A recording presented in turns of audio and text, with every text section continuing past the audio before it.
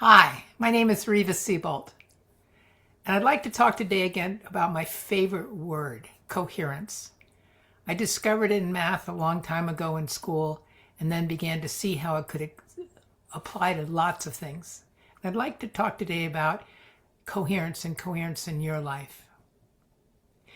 Coherence is basically when everything lines up coherently, that there's no two here and one here and six here kind of thing. It's when your heart, your mind, and your body are all in alignment. So just take a moment and think about how coherent you feel like your life is internally. And then also take a moment and feel how you feel or not coherent about what's happening in the world. And just notice, in both cases, if there's incoherence, what that feels like. For most of us, incoherence feels like stress. It feels like waiting for the shoe to fall. It feels like being pulled in two directions at once. It feels like things just being incoherent. It doesn't have to be that way. As I've talked about frequently in the past, when we choose our stories over ourselves, the thing that happens is what is called incoherence. When my heart wants one way and I have a story that says I have to do it this way, that's incoherent. When my body says one thing and my mind says I need to do it differently, that's incoherent. When the world out there is going down a path that doesn't feel connected to my heart, that's incoherence. So just take another moment and just feel what happens in your body and in your emotional, in your heart, when you feel a lack of coherence.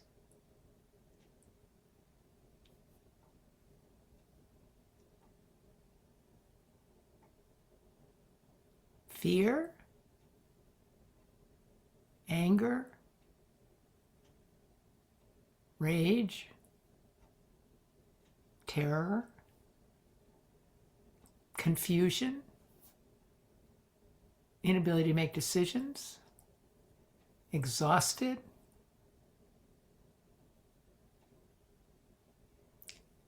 physical illness, unhappy, disease. Those are some of the things that I experience when I'm incoherent. Matter of fact, we experience them so much we just take them for granted. So what if you could be coherent? What if your mind, body, and soul, purpose, whatever you believe in, could line up?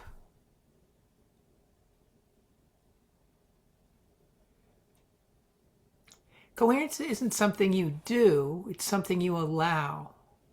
If you try to make yourself coherent, then you're wanting to control, and that's not coherent. Anything that's pushing or pulling or resisting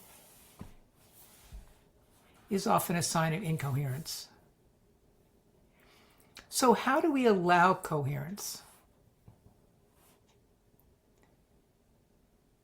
We allow it by noticing and letting go of those things that feel incoherent, being willing to explore what might be there instead that might feel coherent. So take an example in your life. Just choose something you feel out of sync with.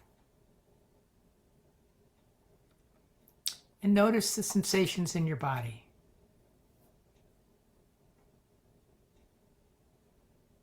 And notice the stories in your mind.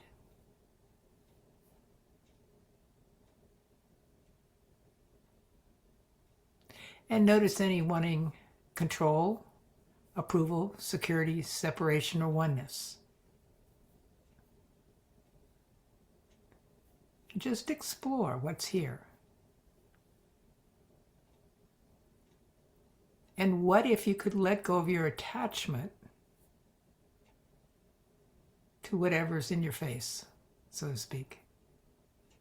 What if you could just loosen your grip on that belief, that want, that emotion, and allow it to move? And would you allow it to move? And when?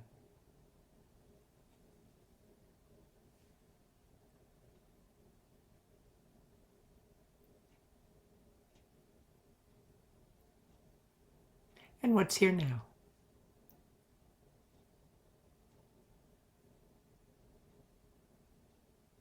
Lighter? Different? More intense?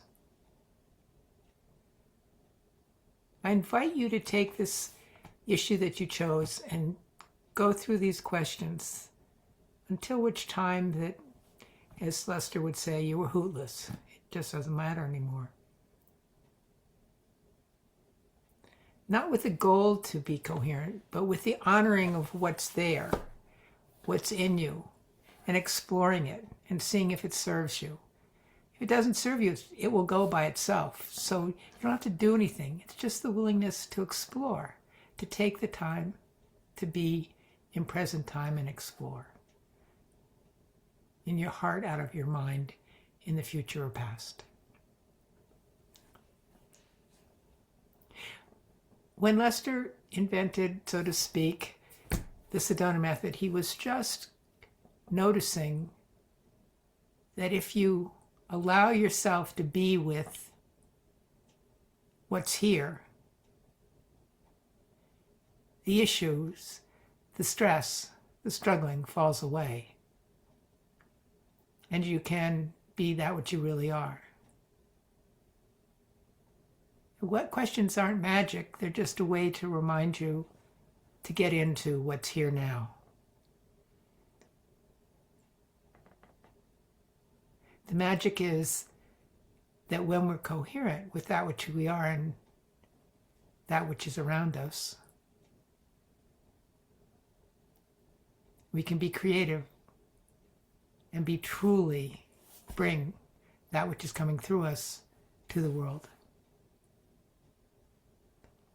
So have fun exploring coherence. And when you're done with inner coherence, try playing with how you can be coherent with the outer world. Thank you.